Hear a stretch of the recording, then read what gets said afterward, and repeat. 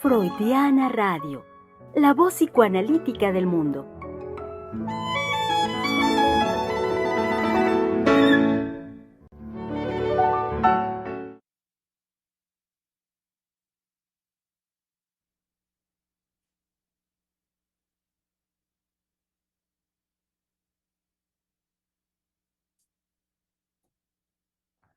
Sí, claro, voy yo muy dispuesto, hable y hable haciendo la presentación y tenía mi micrófono apagado. Ahora sí, muy buenas tardes. Sean bienvenidos, querido público, a este su espacio de la conversación Freudiana Radio, la voz psicoanalítica del mundo. Y ahora entiendo por qué veía los rostros de mis colegas. Mayra me veía así como y hacía movimientos de que, oiga, haga algo. Y Oscar también hacía caras y se reía un poco y decía, bueno, ¿qué está pasando?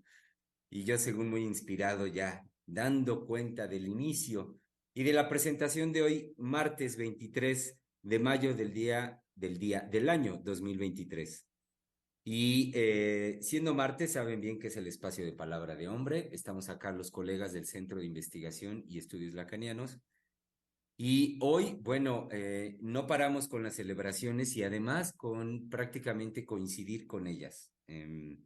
Me refiero en este momento a cómo desde el mes anterior, tomando la línea de trabajo que nos permitía la celebración del 30 de abril, Día del Niño, pues decía hace un momentito que no paramos de celebraciones porque ello nos ha sido posible de esta manera dar continuidad, dar un seguimiento al trabajo, un seguimiento, digamos, lógico en el desarrollo del trabajo que hemos hecho desde la celebración del Día del Niño, planteándonos de raíz desde la pregunta central de, bueno, ¿qué es un niño en psicoanálisis?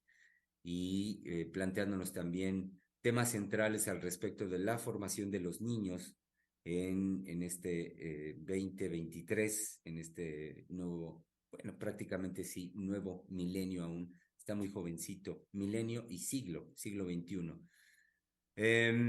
Posterior a ello, el arribo y la llegada del 10 de mayo, el Día de la Madre, continuamos ampliando el desarrollo de este trabajo, eh, haciendo un análisis de los signos de este tiempo en una cuestión central me parece que es hablar sobre la formación de los niños, la formación de los seres humanos.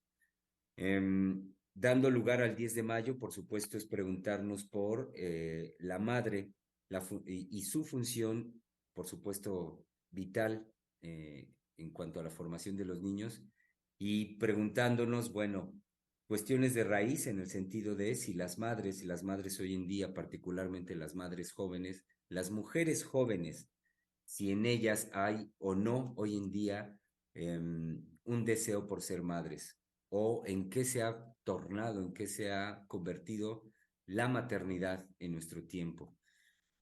Cuestionándonos también, o bueno, poniendo en cuestionamiento, la doctora nos señalaba, bueno, toda mujer tarde o temprano, por el solo hecho de serla, por su constitución misma fisiológica, teniendo la posibilidad de la procreación, se tiene que plantear, se tiene que preguntar al respecto de la maternidad.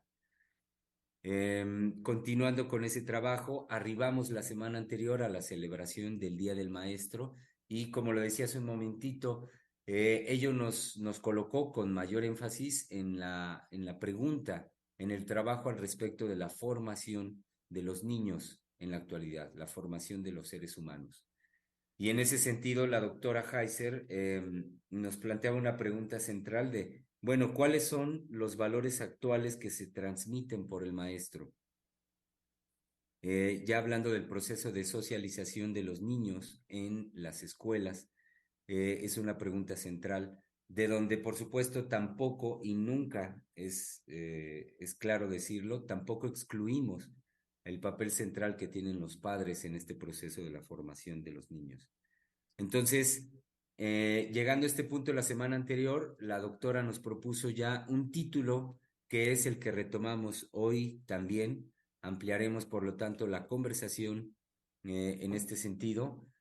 que es, este dicho título es una pregunta y la pregunta es, también retomando lo dicho por, principalmente por Nietzsche, aunque también pues revisábamos cómo es algo planteado ya por Hegel y nos encontramos con que Dostoyevsky también ya venía hablando y planteando esto, pero bueno, lo ubicamos más en el desarrollo que hace Nietzsche de su afirmación, bueno, todo lo que desarrolla con su afirmación de Dios ha muerto.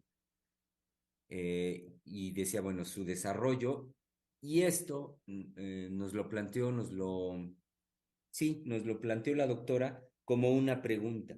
La pregunta central desde la semana anterior y que retomamos el día de hoy, y es justamente esa. ¿Dios ha muerto? Preguntémonoslo como una posibilidad del trabajo que realizamos acá en Freudiana Radio.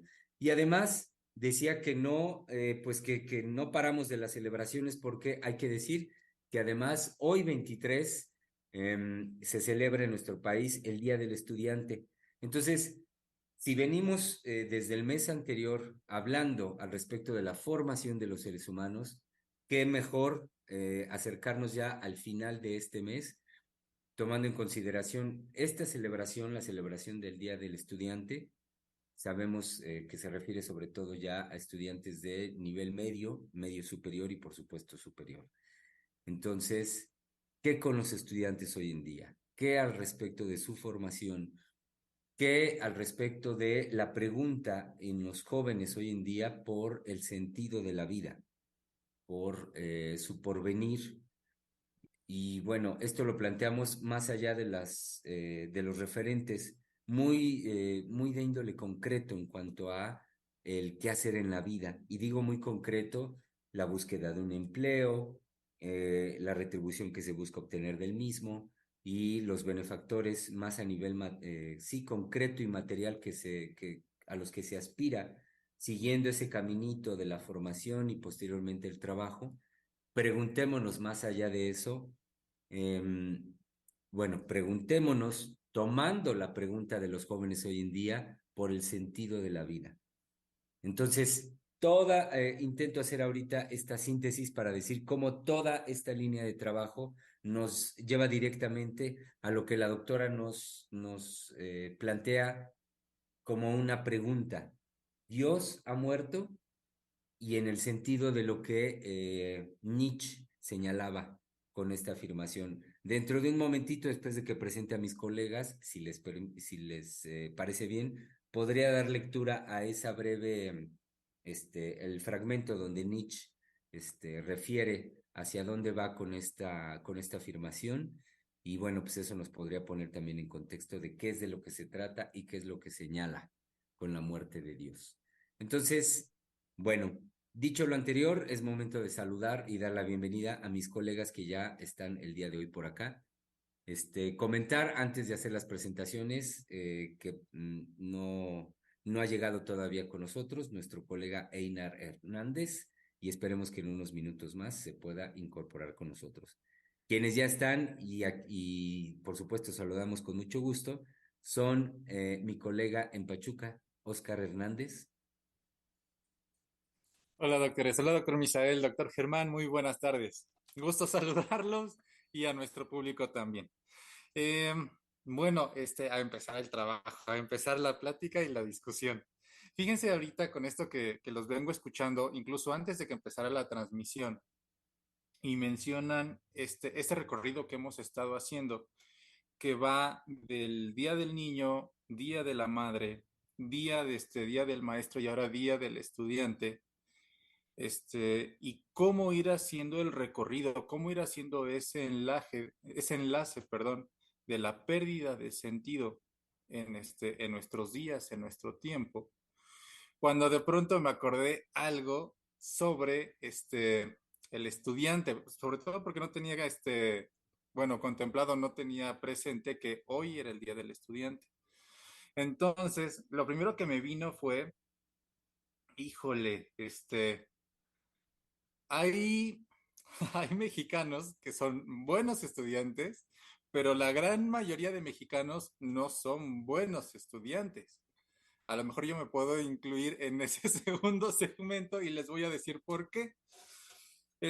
Sí hay una transmisión por parte, sobre todo de los mayores, al menos que yo recuerdo en ese momento, que era la posibilidad y el consejo de decir, estudia, estudia. Si tú estudias, vas a ser alguien en la vida. Estudia, estudia, estudia y algo vas a lograr. Y a lo mejor entre ese ánimo que esa persona le quería imbuir al espíritu de uno, pues decía, puede ser médico, puede ser abogado, puede ser un profesionista que pueda servir a la sociedad. Entonces, de cierta manera, ya había no me gustaría decir la palabra oferta, pero había ya puesto en juego un sentido de lo cual tú pudieras darle un lugar a aquello que tú haces. En ese sentido, bueno, un trabajo, ofrecerlo a tu comunidad, ofrecerle un bien a tu comunidad. Ujú.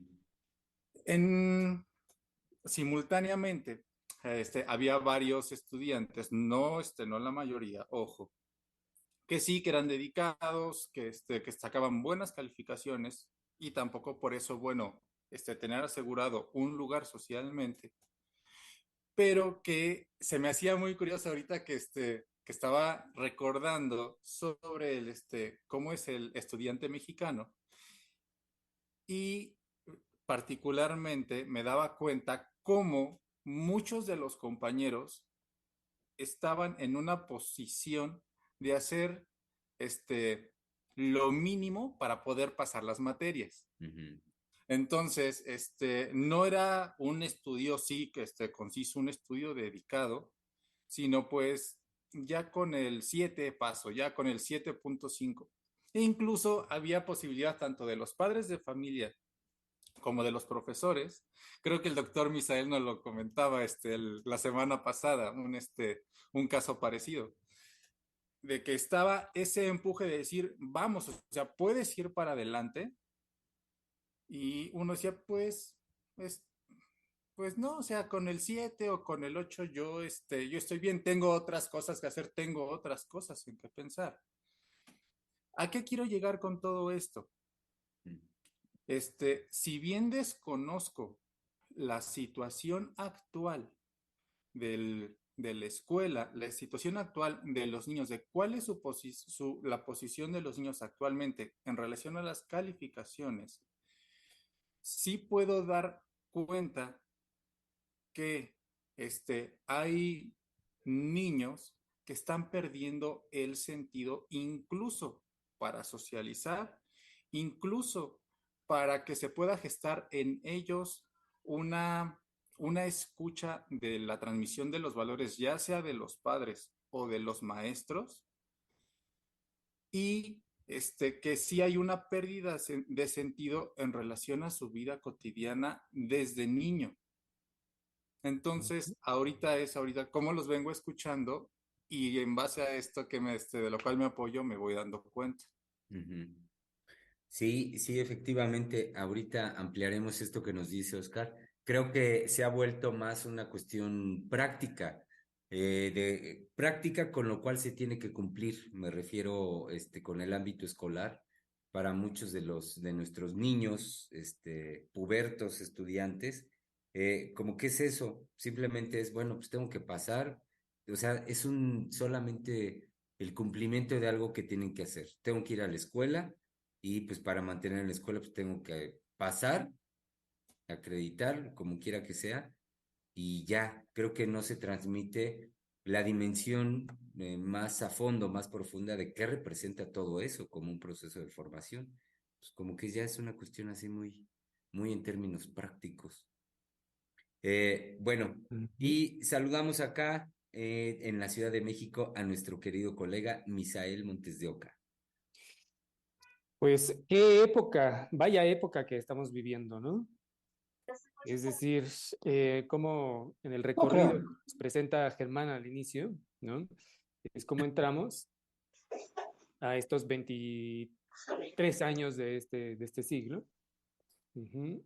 Y en esto que puntualizaba Oscar, que tiene que ver con los jóvenes, eh, esto último también que usted retomó, Germán, cómo la vida le puede ser eso que pasa, que les pasa, que pasa por encima de ellos o es una cuestión práctica y toda la potencia, toda la energía que caracteriza a los jóvenes eh, y que es característico en, digamos, en la juventud y que es de esta potencia erótica también hablábamos la semana pasada, ¿no?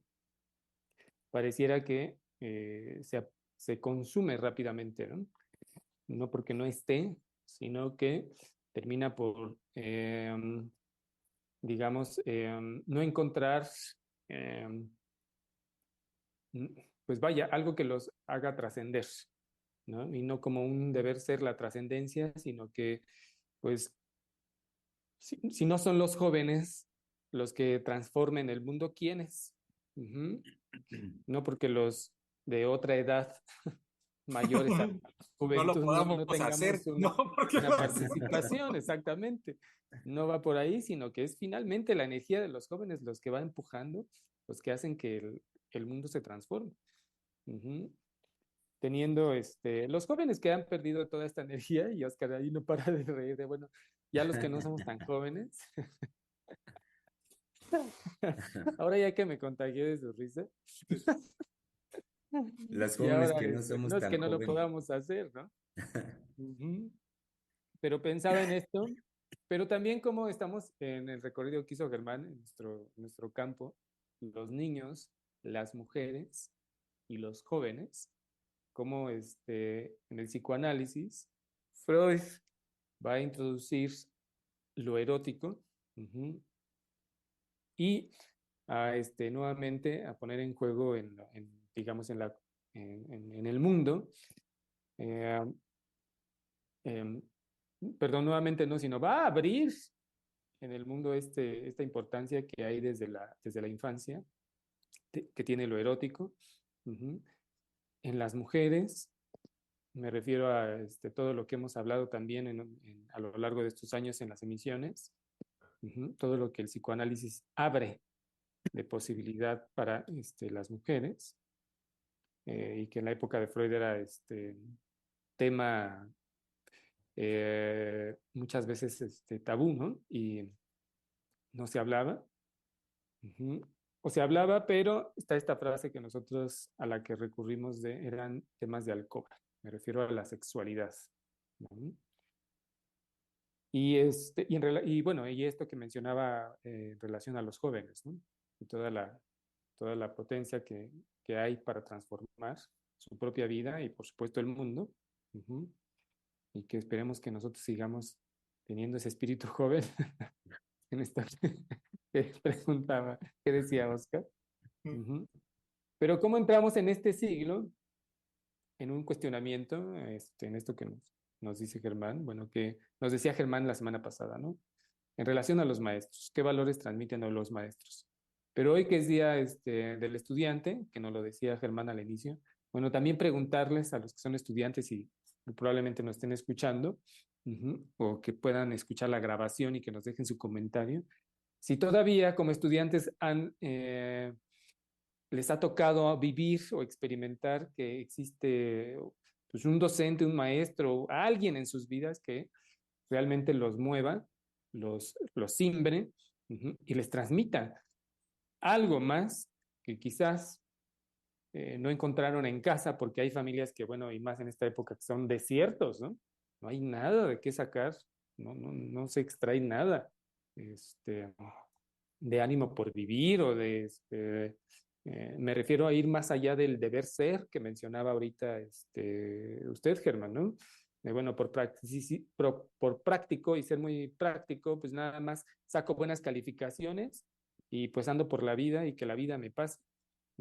Y mi vida será así, un deber ser práctico y pues simplemente así seguiré y se me consumirá, se me terminará mi vida, ¿no? Sino que los muevan, si se han encontrado con algún docente, alguien, algún maestro, Ujú. Si todavía hay esa transmisión por parte o esa inspiración o algo que los mueva, ¿no? Que nos puedan decir si todavía lo recuerdan o si ya pasaron por su época de estudiantes. Ujú. Porque es finalmente algo que estamos ahora hablando desde la semana pasada y tratando. Ujú. Y que todo esto tiene que ver finalmente con un imposible, ¿no? En relación a los jóvenes y la escuela, ¿no? Educar es imposible. Y decíamos antes de entrar al área y sin embargo encontramos que todavía vía la escuela ujú, hay quienes la toman, no porque la educación tenga un efecto, sino me refiero a cómo un sujeto puede tomar la escuela para transformar sus circunstancias, ¿no? Ujú. Pero es él quien las transforma, es él quien va a poner en juego eso. Hay quienes no, pero afortunadamente, podríamos decir, hay quienes todavía se sirven de estos, que podríamos decir, pues, de la escuela, finalmente, de su educación para transformar sus circunstancias, ¿no? Ujú. Ujú. Entonces, pues, vaya época que estamos viviendo con todo el recorrido que nos presentó Germán. Ujú. Cómo estamos aterrizando en algunos puntos álgidos, como la pérdida del sentido de la vida en los jóvenes, ¿no? Y que, bueno, eso hace en parte que recurran a al consumo de drogas, ¿no? Excesivamente. Ujú. Ujú. Que eso también lo hemos estado hablando. Y en casos, pues bueno, más, digamos, que no ha dejado de crecer, y yo lo he mencionado, el suicidio, ¿no? En los jóvenes. Ujú. Pero bueno, ya llegó nuestro colega Einar. Sí, como decía al inicio, bueno, ponían autos a nuestro público de que sería cuestión de minutos que estuviera por acá nuestro colega y efectivamente ya llegó, ya está aquí. Solo comentar brevemente, me hizo recordar, Misa, ahorita con lo que usted decía, esta película que ya hoy, híjole, sí, ya, uno dice, ya pasaron algunos ayeres porque ya es una película que ya uno dice, oye, ya es medio viejita, o ya es clásica, decimos, hablando de la formación de los jóvenes y en ese sentido también del el papel de los maestros y qué valores transmiten hoy los maestros, me hizo recordar, pues esa, creo ya clásica que es La Sociedad de los Poetas Muertos, la película con Robin Williams, Ujú. este, Clásica para no decir vieja. exacto, es una muy buena palabra, gracias, Misa, clásica, entonces, recomendable para todos los jóvenes hoy en día. Sí. Vean ese clásico cinematográfico llamado La Sociedad de los Poetas Muertos. Muy bien, y saludemos entonces a nuestro querido colega Einar Hernández, que ya está por acá. Pues aquí estoy, llegando un poco tarde como el conejo, pero sí, se me fue el tiempo, le soy sincero, se me fue el tiempo, y así reaccioné. Ahorita le decía yo a la chica, porque es una mujer muy joven que me apoya, híjoles, el programa, entonces salí corriendo, ¿no? Bueno, voy escuchando, evidentemente no sé cuál es el tema en específico, pero sí me queda claro que vamos en la misma línea, ¿no? De hace Sí, 8 días y del mes, es decir, los niños, los jóvenes, los maestros, el soporte, toda la situación que se va viviendo cada día más. Y quizás a veces yo insisto mucho porque ahorita es como mi referente vivencial, las escuelas, quizás insisto mucho en compartirles en que cada vez más las escuelas, los maestros, las familias están desprovistas, ¿no? Desprovistas de, como lo decíamos en otro momento, no de información, no de conocimiento, sino de un saber hacer. Realmente caen en este no saber hacer y por otro lado caen muy rápidamente ante ciertas situaciones propias de la vida cotidiana. Pues no sé, que los chicos, los niños tienen sus impulsos, tienen sus conductas, ¿no? Que se les van a ellos de las manos, que los rebasan al mismo niño. Sabemos que los niños, ¿no? Son seres libres y que pues, la pulsión, como decimos los psicoanalistas, ¿no? La pulsión está libre ahí a todo lo que da, A veces también yo voy viendo y voy escuchando cómo, tanto por el lado de los padres como por el lado de los maestros, ante cualquier manifestación conductual, sea de impulso, de arrebato, de que pegan, de que pues hacen cosas indebidas, ¿no? Aquello de que eso no lo debes hacer o eso que está mal. Ahora muy rápidamente corren y se dirigen a que esto es de terapia, ¿no? Que hay que ir con el psicólogo, hay que ir con los psicólogos, hay que iniciar las terapias y los padres están comprometidos y obligados a llevar los reportes de que el niño, la niña, el chico está acudiendo a la terapia, ¿no? Para garantizar o demostrar no sé qué, bueno, pues el cumplimiento en este caso, bueno, sí sé qué, el cumplimiento. Los maestros de alguna manera obtienen una especie de alivio de que algo se está haciendo con ese chico, pero lo que quiero subrayar es que en esto que decía de cada vez están más desprovistos, perdón, más desprovistos de un saber hacer, cada vez recurren a los especialistas en en el supuesto saber de que el otro sí sabe qué hacer. Y entonces cada vez resuelven menos, no digo que no lo hagan, pero resuelven menos con lo que era parte de la vida cotidiana y que se adquiría y se extraía de la experiencia, ¿no? De lo que los padres dejaron, de lo que fue la propia formación.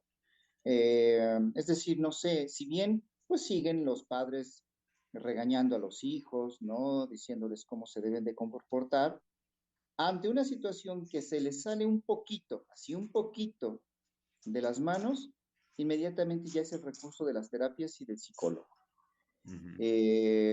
Para empezar, no los hay, pero creo que el problema que quiero subrayar no es ni siquiera que los haya, que los hubiera, que cada escuela tuviera uno, dos o tres psicólogos, porque eso estaría de alguna manera excelente. Sería una especie de acompañamiento, acogimiento de ciertas cosas, ciertas problemáticas. Pero creo que la situación no es que no los haya, sino ya retirarse de la educación, de la formación, de introducir los valores, de introducir las reglas, de introducir los principios, porque sabemos que eso lleva tiempo, eso cuesta, eso no es de una sola vez. Hoy le digo, al rato ya se le olvidó o no quiere hacerlo o desobedece y tengo que volver a insistir y tengo que volver a insistir. Y creo que ya no hay ese querer volver a insistir y ya no hay, como también lo decíamos en otros programas, ese esfuerzo, ese pues esto es de diario, ¿no? Pues esto es de todos los días y me la tengo que jugar todos los días y no de la misma manera. Entonces creo que también hay una renuncia por parte de todas las figuras de autoridad de no querer saber de eso.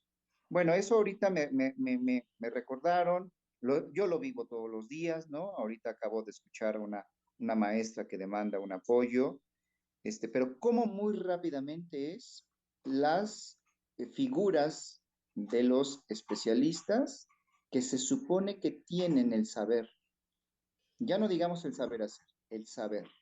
Y desde ahí Entonces veo yo un fuerte abandono, un fuerte, como decía ahorita usted, Misa, ¿no? Un desierto en donde no hay de dónde, está vacío.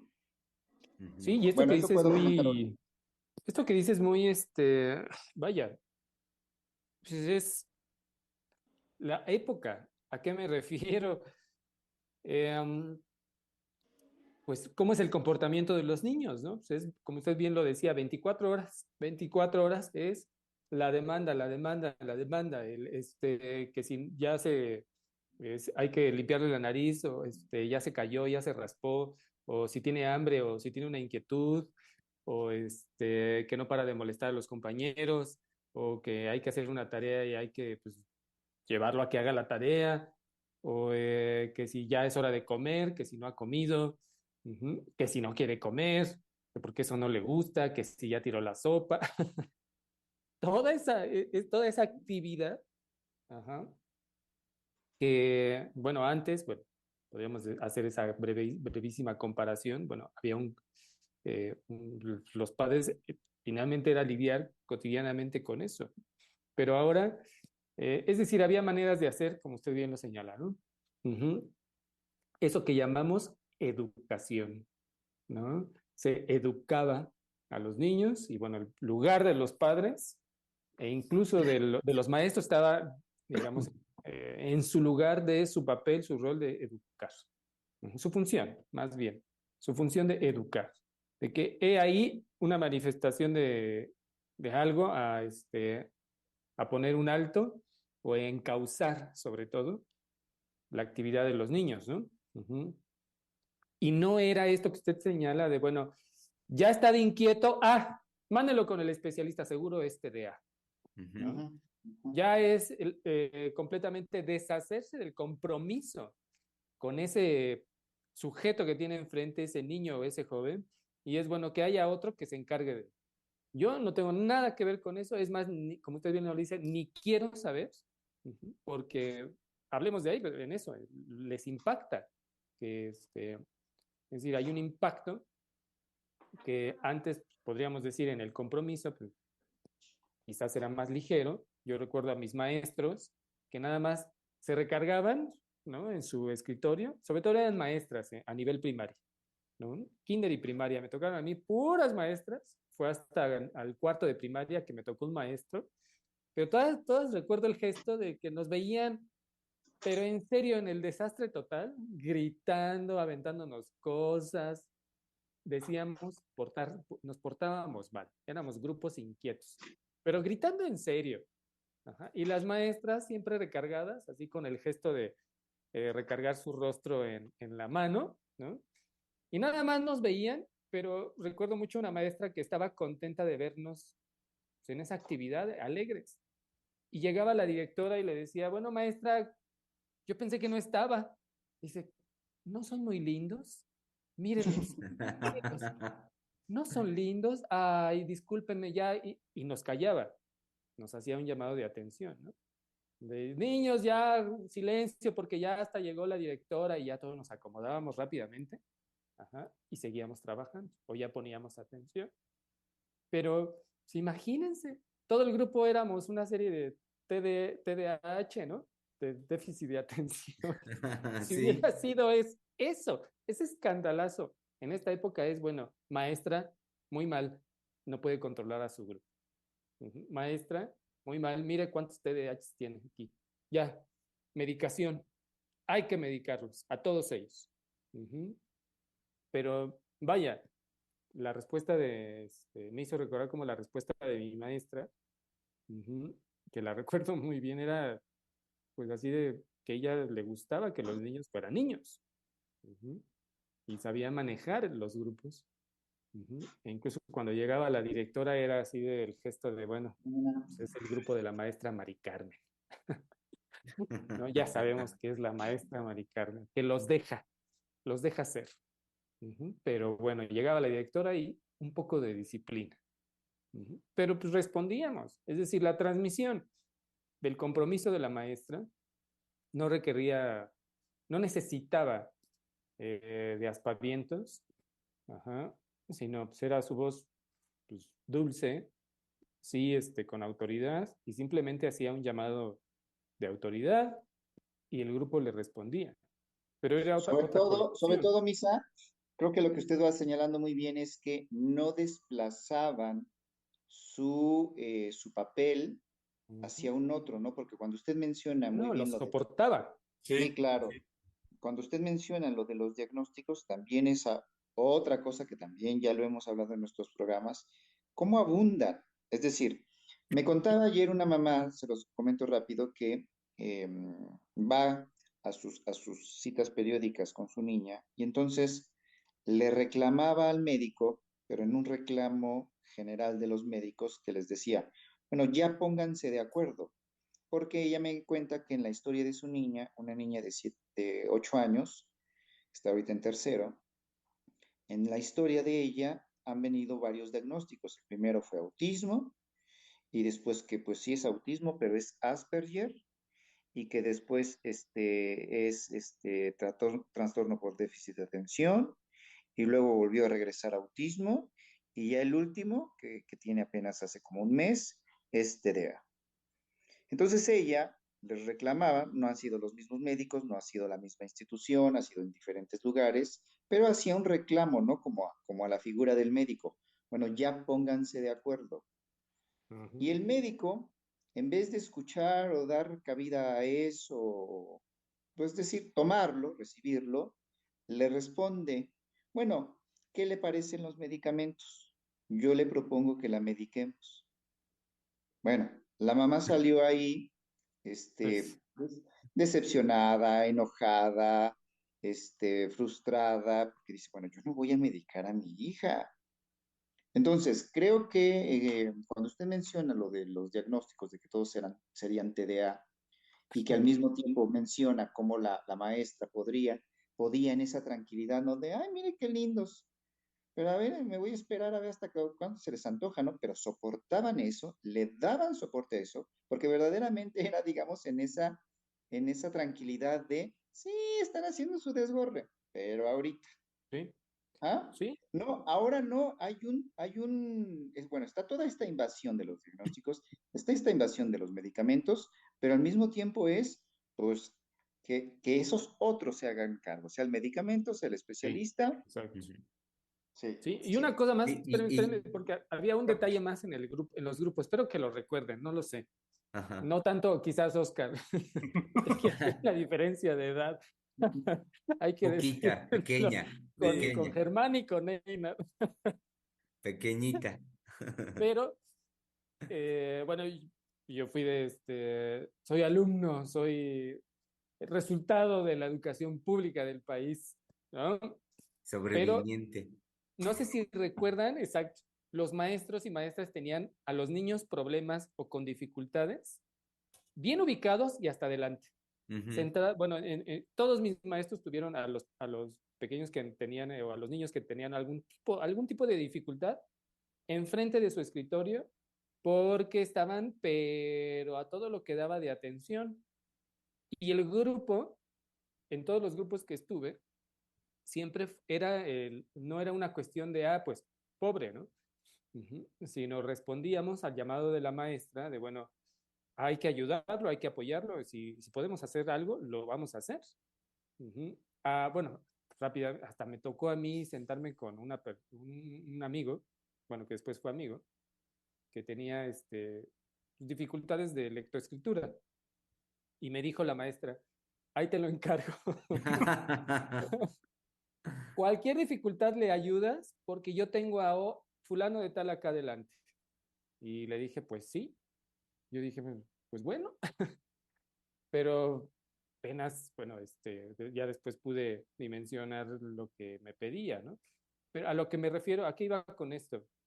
Que eso que no se podía acallar era como tomar eso erótico que decíamos desde la semana pasada, esa potencia erótica desde la infancia, tomarla uh-huh, y encauzarla, es decir, saber cuándo hacer un llamado de atención, como los decía, pero había Ujú. ese compromiso de, bueno, tengo a los niños y los maestros hablaban mucho, me recuerdo mucho, no lo podía capturar, o captar la profundidad que tenía, pero pues, los jóvenes eran el futuro del país y nos ponían ahí videos en la tele y demás, que ustedes son pues, el futuro del país y decía, sepa Dios, ¿no? Es decir, no dimensionaba. Pero los maestros estaban comprometidos con eso, ¿no? No había este Bue- desplazamiento, como lo mencionaba él. Exactamente, que a mí me hizo pensar de inmediato el ejemplo que nos comparte Einar, me hizo pensar en el compromiso, Misa, y en este caso el compromiso de los padres, empezando por los padres, porque cuando nos transmite esta experiencia, Einar, y la expresión de la mujer, perdón, quizás se me fue con precisión, Einar, que decía que no se ponen de acuerdo, ella hace como un reclamo hacia todos los especialistas que ha visitado llevando a su niña y entonces dicen, no se ponen de acuerdo. Cuando yo lo escucho a Einar, yo de inmediato me pregunté, bueno, ¿y usted qué? Es decir, ahí la madre que parece que está cumpliendo en el sentido del deber ser con lo que tiene que hacer, llevando a su niña pues con lo que le refieran, con un especialista o con otro, con otro, con otro, esperando que alguien ya diga qué con su niña, me surgió también a mí la pregunta de, bueno, ¿y ella qué? Es decir, cuál es su compromiso, efectivamente, cuál es su responsabilidad en el viacrucis que está haciendo con su niña, yendo de un especialista al otro, esperando que, esperando que sea el otro que diga lo que es su niña por un diagnóstico psiquiátrico, clínico, médico, vaya, esperando que le digan qué es, en el sentido de que el llamado que desde aquí hemos hecho muy fuertemente hacia la mujer y la mujer que decide ser madre, pues hemos puesto en cuestionamiento si hoy en día lo son, y con estos casos a mí me da la impresión que se trata de lo que hoy abunda en cuanto a que no lo son.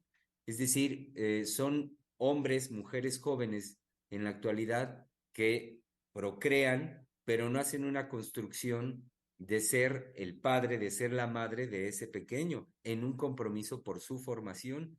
Y entonces decir, bueno, de entrada, no voy a ir recorriendo especialistas en especialistas para que me digan lo que es, cuando de entrada, pues el padre, la madre es el primero convocado a decir qué es ese pequeño para él, para ella. Y en ese sentido, el qué es para ellos es qué es y qué lugar tiene en la cultura, en la escuela, en la familia, en la colonia, porque a mí me parece que es fundamental desde el lugar que tiene el padre y tiene la madre principalmente con los niños, es el lugar que tiene y el lugar que le doy dentro de el lazo social en el grupo, porque los niños se vuelven así nada más problema, como ahorita nos plantea Inés, son problema que va de uno con otro. Y entonces, pues, como no, el niño va ahí trasladando la pregunta, pues, la pregunta central, bueno, ¿qué soy yo para el otro? ¿Qué soy aquí? ¿Qué soy acá? ¿Qué soy allá? Y en un vacío de respuesta, pero vaya, no porque se lo digan con palabras, sino afectivamente, en un vacío de recibir un acogimiento en el mundo hacia los niños, hacia los jóvenes, que les pueda dar un sentido de su vida. Vendría mejor que hubiera palabra, pero porque bueno, en esto que usted decía de que no hay palabra, creo que va todavía, es más profundo llevarlo a la vivencia bueno, de pues bueno, yo lo decía de este desierto, ¿no? De bueno, yo no me voy a hacer cargo de ti, uh-huh. O vamos a ver si el especialista, ¿no? Entre comillas, el especialista, porque ahora tenemos toda una serie de científicos formados, ¿no? Especialistas a ver, pues, quién se va a hacer cargo del sufrimiento uh-huh, de X, de esa persona, de ese ser, ¿no? Y y que muchas veces las respuestas, como lo decía Ina, en lo que nos traen, son las mismas, ¿no? El medicamento. Uh-huh.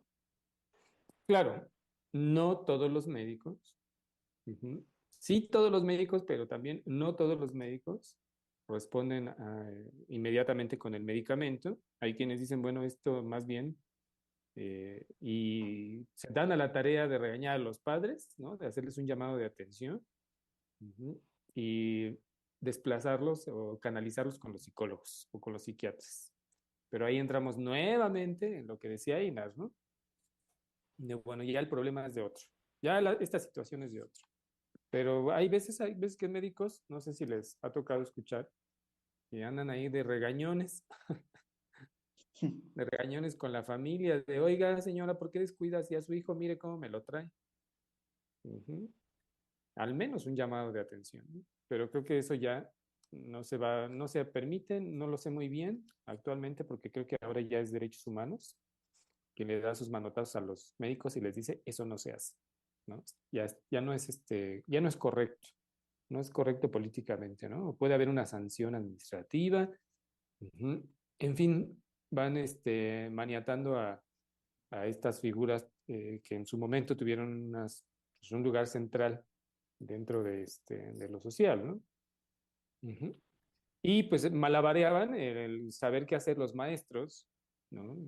Maestras, la familia, empezando, eh, digamos, en su compromiso, saber qué hacer con todo esto que estamos diciendo de la manifestación erótica, ¿no? Ujú. Pero en ese compromiso, pues, había creaciones. Y hay creaciones todavía, pero desafortunadamente podríamos pensar que hay más, como lo estamos diciendo, abunda más el, bueno, que sea problema de alguien más. Yo de eso no quiero saber. Que finalmente ese no querer saber es sobre, en el caso de los niños, es todo lo que cuestiona a los adultos, ¿no? A Ujú, los padres, para empezar. Ujú. En ujú, lo que decíamos, bueno, en otras emisiones hemos dicho sobre cómo, en primera, que tal vez nada más les nació el hijo, ni lo deseaban ni lo querían, pero pues bueno, llega por un deber ser, ujú, en el mejor de los casos. Pues aquí ya está el niño o la niña. ¿Quién se va a hacer cargo? Ah, están los abuelos, ¿no? Vamos a votarlo ahí con los abuelos, ujú, que se hagan cargo. Ujú. Y ahí empieza ese desplazamiento que usted decía, ¿no, Einar? Ujú. Así es. Nadie quiere entrarle, Misa, ahorita que lo decía, a lo que ya desde la semana anterior la doctora Heiser nos planteaba al respecto de la potencia erótica.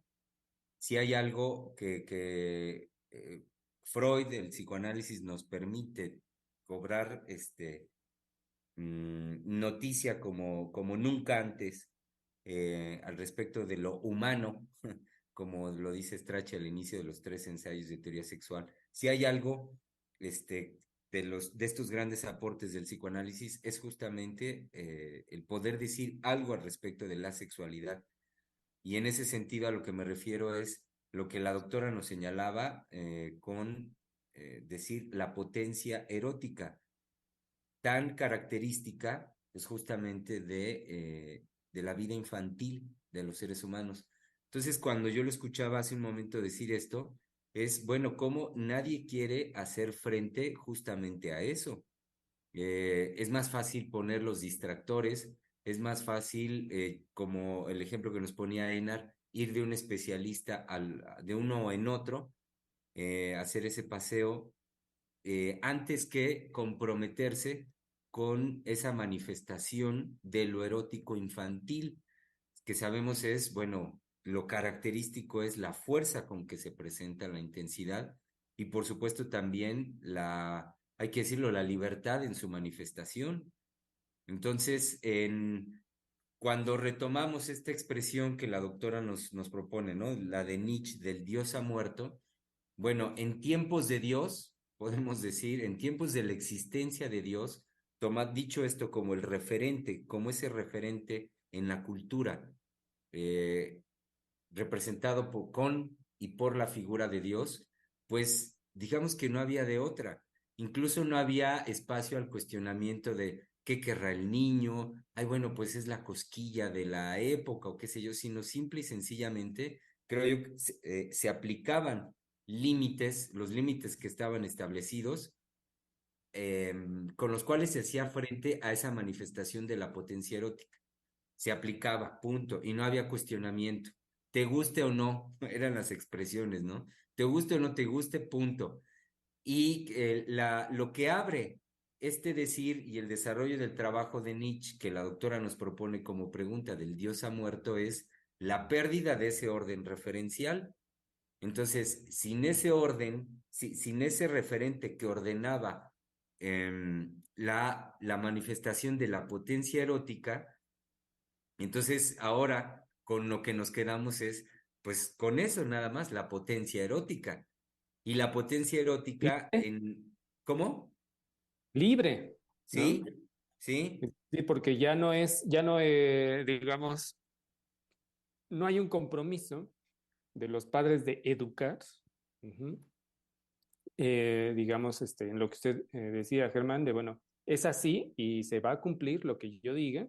Ujú. Palabra de Dios de los padres. Ajá, sí. Te ajustas y te aguantas, o aunque hagas berrinche, o qué bonito niño bien portado, que me obedece, en fin, toda esta gama de manifestaciones, ¿no? En fin, pero ahora es dejar la potencia erótica, dejar ese erotismo libre.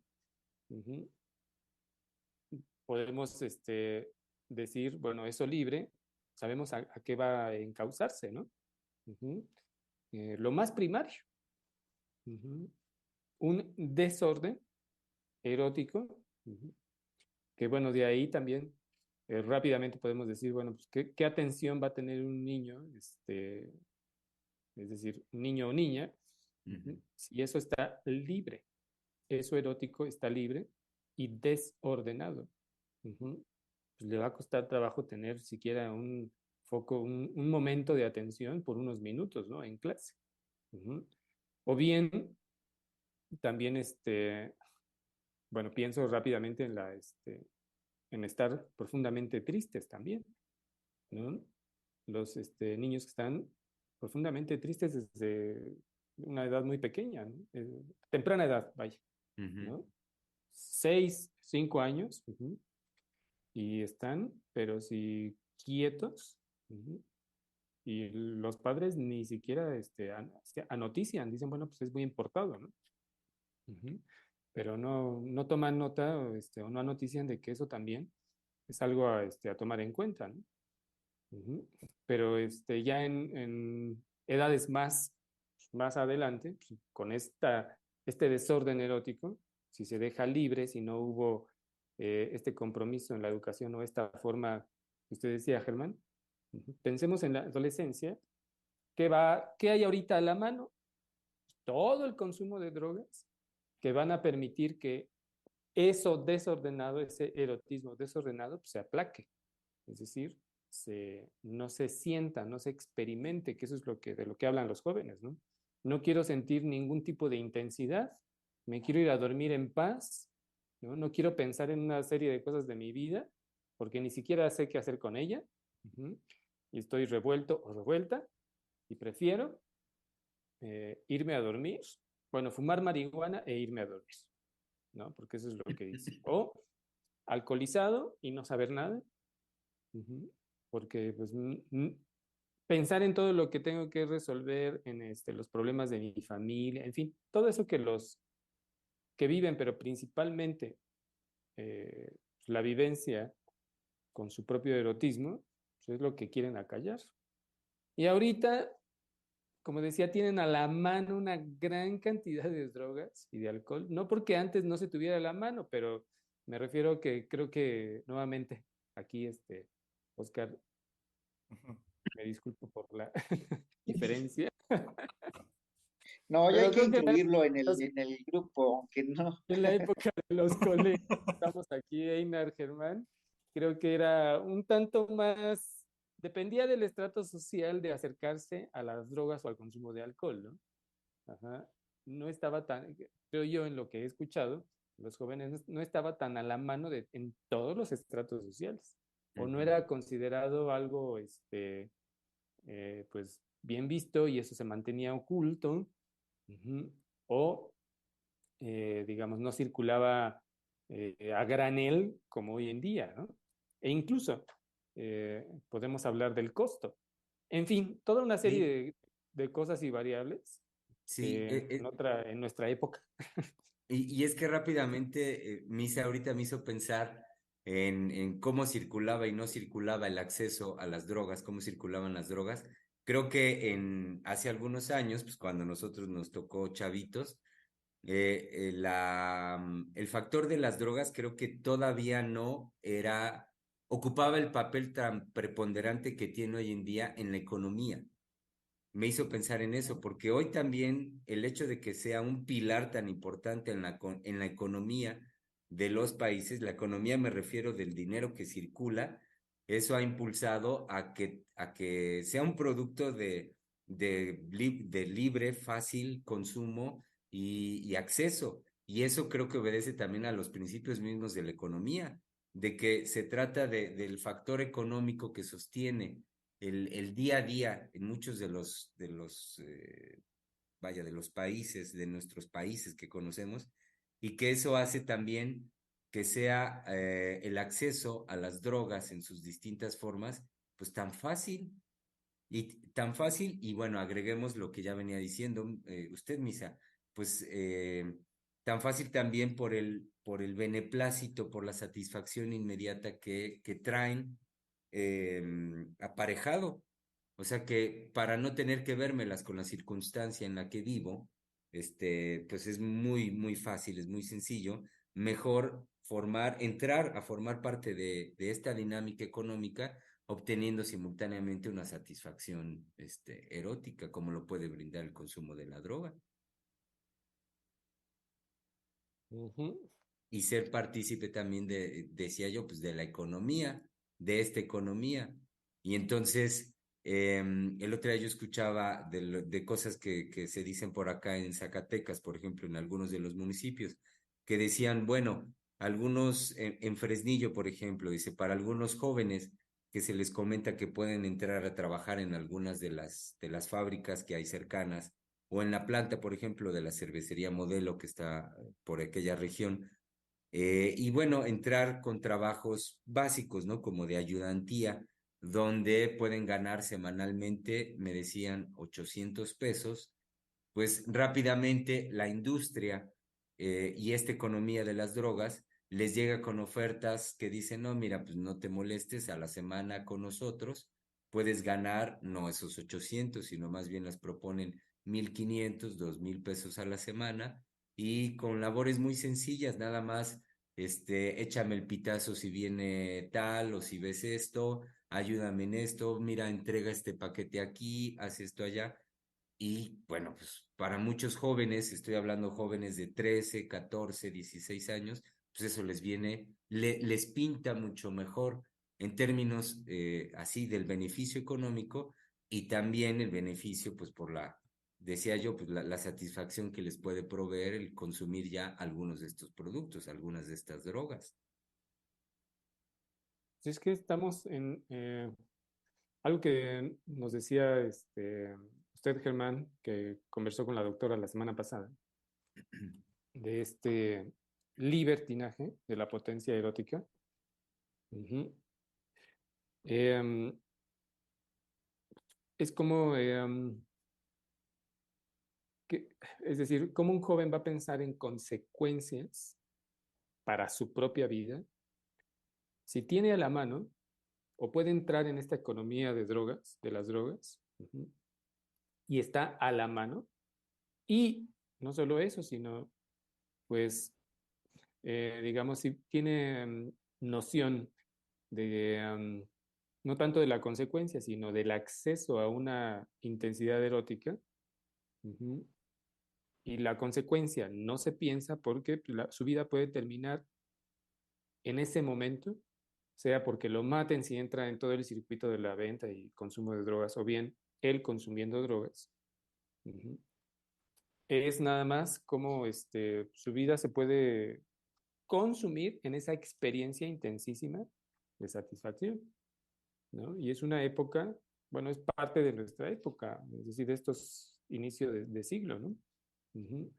Es decir, libre, eh, este erotismo libre es sin límite, ujú, y sin que la vida de un joven tenga una trascendencia, que la trascendencia finalmente es, bueno, esa, puedo trascender en mi vida consumiendo X sustancia, pero también consumiéndome en la experiencia de alcanzar una intensidad erótica de esa manera y morirme. Ujú. Y lo que es muy impactante desde mi punto de vista es cómo se niega las consecuencias del consumo, o sea, de alcoholizarse a eh, eh, gran cantidad de noches o de días seguidos, del consumo de drogas. Ujú. Cómo se niegan las consecuencias inmediatas, ¿no?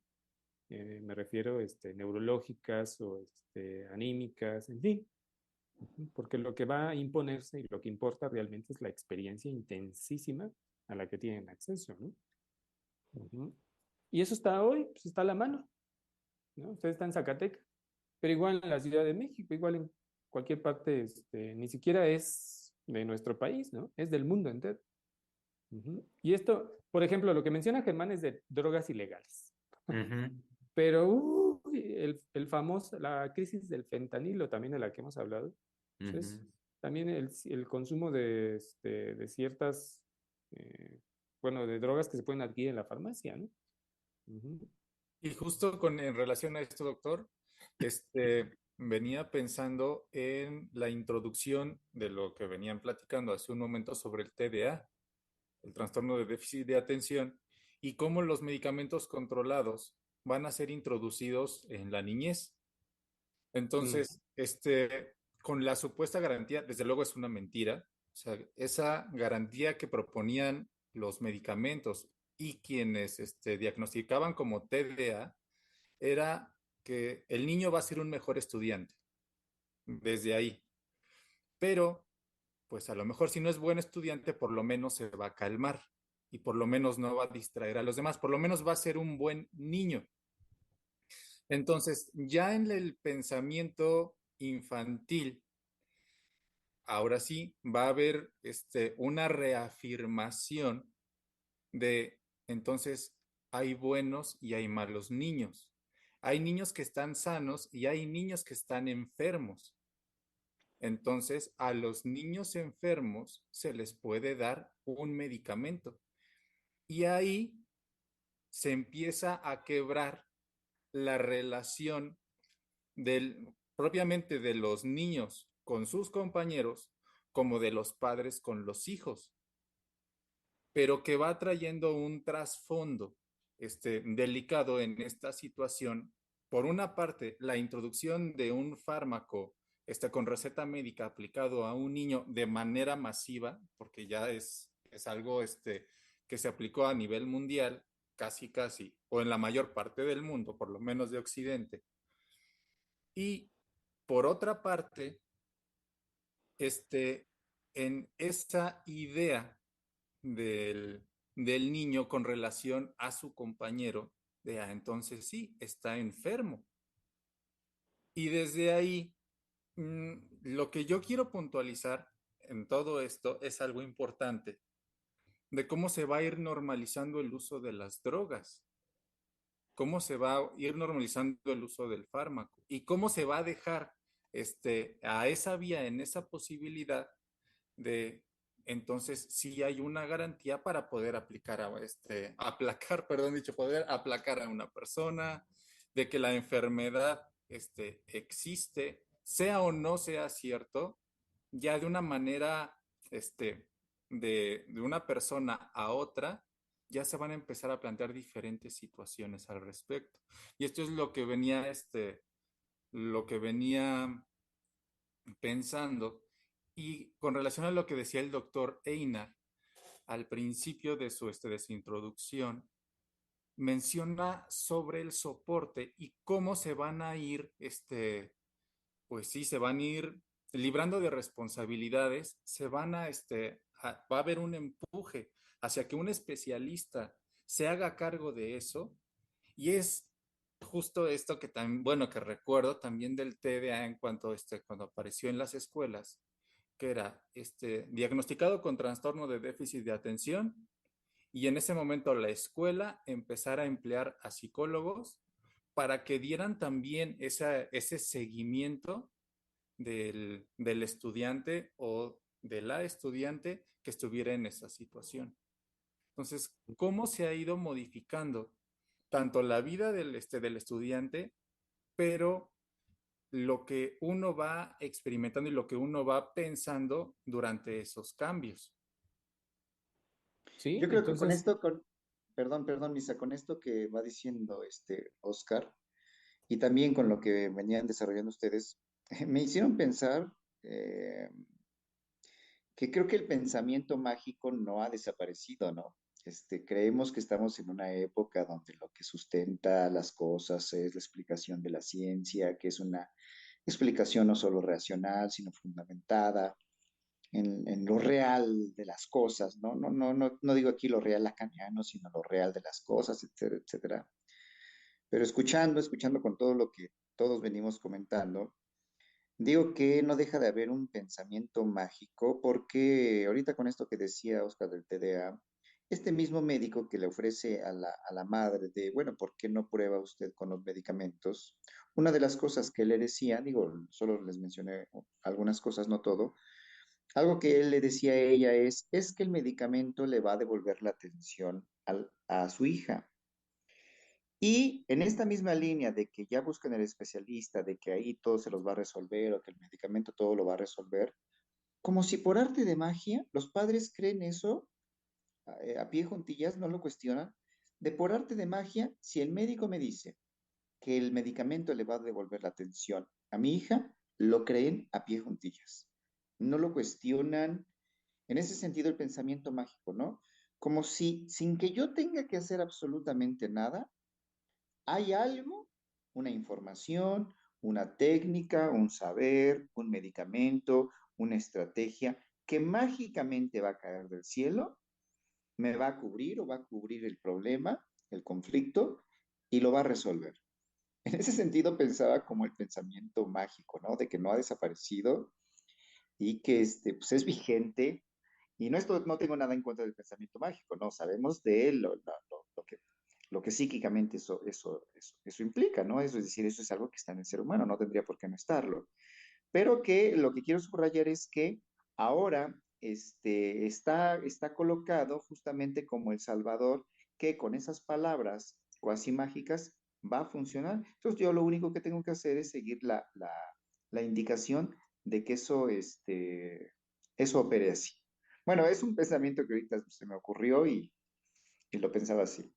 Bueno, pues es que sí, es decir, opera y alivia incluso, ¿no? La transferencia que puede ocurrir con el médico, ¿no? Ujú. Que el médico hable y diga, ya, con esto se soluciona, es el descanso, ¿no? Los padres de, bueno, ya. Ujú. Entiendo que lo que dice Aina apunta más bien a, ni siquiera hay una reflexión, ¿no? Ujú, sobre Eso, eso, lo que eso. dice el médico, ¿no? Pero al menos está, bueno, más bien está también el alivio, ¿no? Y señalar, bueno, no es ir en contra de todo esto que estamos diciendo de los medicamentos y de los diagnósticos médicos y de los especialistas, sino cómo queda encubierto, es decir, lo que encubre de fondo, ujú, y que hay que también ponerlo, señalarlo, vaya, ujú, porque se descarta algo que tiene, de lo que hemos hablado y de lo que un analista puede hablar, ajá, es lo erótico, es decir, eh, cómo ahora, eh, bueno, volver a poner sobre la mesa el que hay algo, hay otra cosa, hay algo más que opera más allá de lo fisiológico. Es decir, no nada más es lo fisiológico o lo biológico, como ahorita también lo estaba comentando Einar, ujú, sino pareciera que, bueno, que lo que abrió Freud eh, a- en relación a lo psíquico, pues ya dejó de existir. Ujú. Porque ahí, digamos, vemos cómo a pesar del medicamento, ujú, el sufrimiento puede continuar en la vida de un niño que tiene, o un adolescente con TDA o diagnosticado de esta manera, ujú, y no resuelve eh, todo lo que en la familia se ha gestado alrededor de los hijos o de los padres hacia los hijos, en fin, pues eso queda sin resolver. El medicamento no lo resuelve. Ujú. Y mucho Y creo menos. que usted, perdón, y creo que usted tocó algo ahorita muy importante, que ni siquiera ya hay cabida para la reflexión. Es decir, aquí en estos programas hemos insistido, ¿no? Hay que reflexionar sobre esto, hay que todo el tiempo, ¿no? De reflexionemos, reflexionemos, reflexionemos. Y me parece que una reflexión que nos vendría muy bien a todos es poder dar cuenta, poder hacer un recorrido de lo que ya no está. Porque en esto que mencionaba yo del pensamiento mágico, pues muchos se da por hecho que siguen habiendo las mismas cosas. A qué me refiero?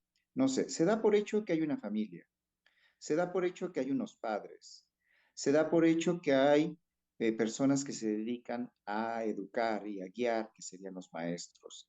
Se da por hecho que hay valores, se da por hecho, se da por hecho, se da por hecho. Pero creo que en lo que no hemos caído en cuenta, y en ese sentido la reflexión, hace falta que reflexionemos más, que se reflexione más profundo, es que mucho de eso ya no está, ya no está, ya no opera. Y entonces desde ahí creo que vendría bien lo que usted mencionaba, Germán, porque me pareció muy preciso, cómo anteriormente los padres, sin todo este saber, sin todo esto que daban por hecho, podían tener una respuesta que les salía, no sé, de la intuición, del corazón, del alma, del sentimiento, no sé de dónde, donde podían decir, pues esto es así y esto es así. Yo no necesito de ningún saber, no necesito de conocer nada de información, de tener ahí nada que me soporte. Así lo decía yo, pero creo que eso era porque no se daba por hecho nada, ¿no? Es decir, iban conforme a la vivencia los iba llevando y no sé, en el caso de las madres, su intuición, su afecto, lo que iban viviendo, operaban, ¿no? Y operaban. Pero bueno, más que irme por ese lado, sí quisiera yo Pues nada más. más bien creo que circulaba, ¿no? Circulaba el cómo resolver los problemas, acudir al médico o con las abuelas o las vecinas, es decir, o los vecinos. Creo que más bien si había esta reflexión o un saber hacer como lo que usted decía al inicio de la transmisión, pero porque circulaba ya que eso era lo que se hacía, ¿no? O lo que se tenía que hacer en la educación de los hijos, ¿no? Ujú. Que era también lo que mencionaba Germán. Se, Era de una manera la educación y se imponía. Ujú. Pero ahora, en lo que usted señala, Einar, bueno, damos por hecho que sigue siendo así, sigue estando la educación presente, ¿no? Que tendría que tener los mismos efectos. Y lo que con lo que las personas se topan es con un vacío de que ahí no hay nada. Sí, sí. Es decir, sí, estoy educando, bueno, ¿qué es eso en la actualidad? Sí, soy padre, bueno, ¿qué es eso en la actualidad? Sí, soy madre, sigo repitiendo las frases vacías que ya no tienen soporte, porque en el ejemplo que usted nos daba es, bueno, yo te ofrezco 2,000 pesos, 1,500, 2,500, y nada más me tienes que pitar, nada más esto, y ya. Y los padres siguen repitiendo, pues no sé, ve a la escuela para que seas alguien, para que tengas una profesión, para que puedas sostenerte en la vida. Pues papá, pues yo ahorita con pitar me gano 2,000 pesos, que tú no me vas a dar. Ujú, sí.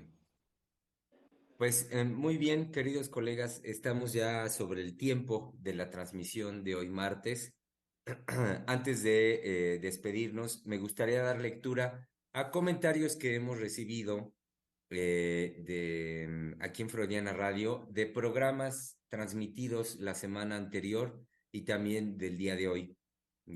Como lo hemos comentado en otras emisiones, es siempre para nosotros muy importante recibir sus comentarios, sus observaciones y también sea el caso, como lo es ahorita, de las transmisiones que hacemos de programas grabados previamente, pues también hacemos lo que vamos a hacer ahorita, dar lectura y hacer de su conocimiento de la importancia que tiene para nosotros, cobrar noticia de sus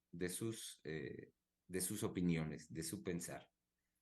El miércoles 17 de mayo, en la transmisión del programa La Madre y sus incógnitas en relación al amordio con sus hijos, Yesenia García Salgado nos dejó un comentario diciendo nada más, de verdad extraño sus programas, saludos a todos. Sí, pues no hemos dejado de transmitir y vendrán más transmisiones, espérenlas, ¿no? Así como Sí, anuncio. sí.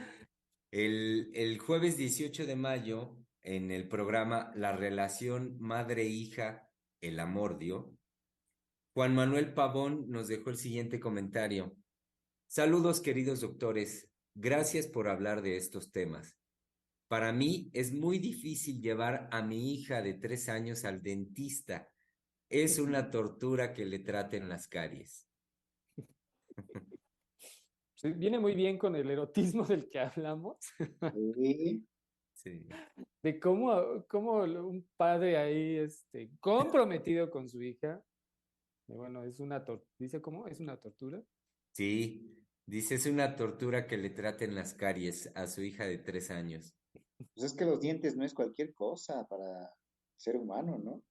Ay, sí. Esto, no sé si, yo creo que quizás lo ha vivido, esos sueños en donde uno queda sin dientes son de horror. Ujú. No, pero espérese antes de las representaciones de sueños y demás. El dolor, el dolor intenso, yo no sé ustedes, pero bueno, yo tengo un umbral del dolor muy alto, pero en cuanto a los dientes, ahí sí, No. Es así de, pónganme toda la anestesia que pueda. ¿No dijo Freud que en el orificio de la muela se aloja el alma completa, algo así?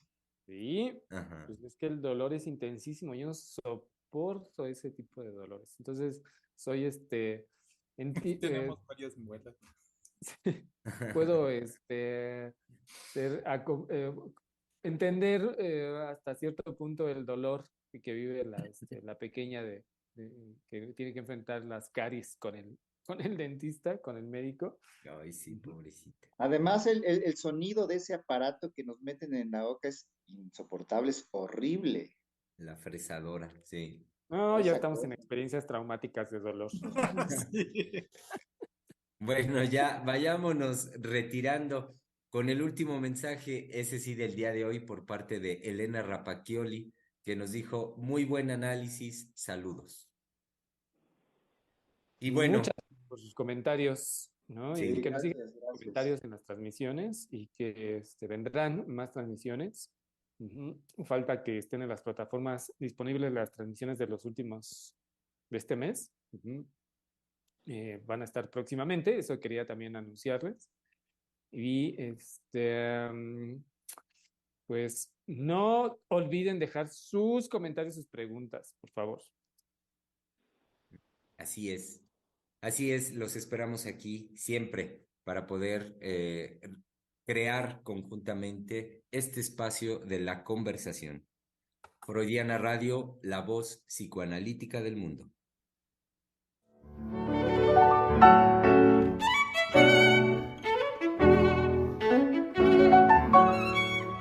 Freudiana Radio, la voz psicoanalítica del mundo.